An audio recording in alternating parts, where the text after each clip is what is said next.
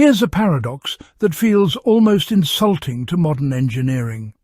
Medieval log cabins, built with hand tools and local timber, could stay livable at -40 degrees Fahrenheit, while some modern homes with insulation, HVAC systems and smart thermostats freeze solid the moment the power goes out. And the mystery is how structures raised centuries ago by people with no formal science somehow mastered brutal cold in ways we've forgotten. Imagine stepping into a low, timber-built cabin as the wind screams outside, snow piling higher than the windows, and instead of biting cold, you feel a steady, living warmth. Not blasting heat, but something deeper, calmer, as if the house itself is alive, breathing, holding you.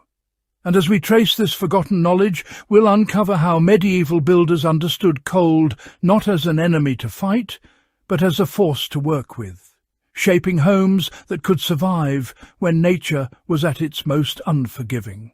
To understand these cabins, you have to go north and east in your mind, into medieval Scandinavia, Eastern Europe, and forested mountain regions where winter wasn't a season. It was a condition of life, lasting half the year, and people there didn't build for appearance or resale value. They built to survive, learning through generations which valleys trapped cold air, which slopes caught winter sun, and which trees produced logs that resisted rot and wind.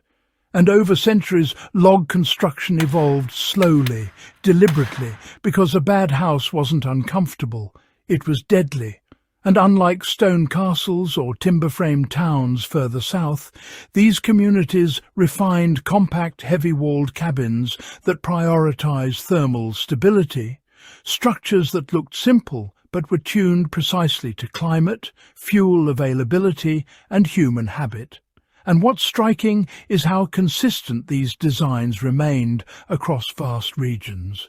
Because once people discovered something that kept families alive at -40, they didn't experiment much beyond that. Now, here's where the real secret comes into focus. Because log cabins stayed warm not by producing massive heat, but by refusing to lose it. Imagine thick, solid logs stacked tightly, each one acting as thermal mass, absorbing heat from a small fire and releasing it slowly over hours, even after flames died down. And the gaps between logs weren't mistakes, they were carefully sealed with moss, clay, or animal hair, materials that expanded and contracted with moisture, maintaining airtight seals through freeze and thaw.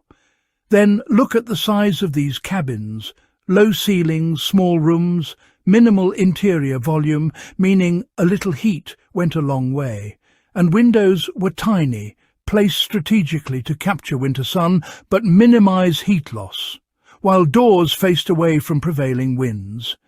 And you know what's fascinating? The hearth or stove was placed at the center, turning the entire structure into a heat reservoir, warming walls, floors, even furniture, so instead of heating air, which escapes, the cabin stored warmth in matter itself, a principle modern homes often ignore.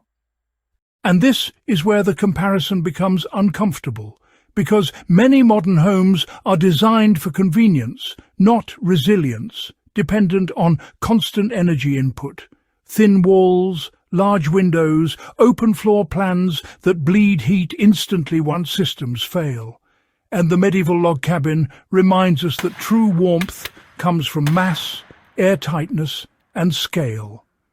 Lessons now rediscovered in passive houses, earthships, and off-grid cabins.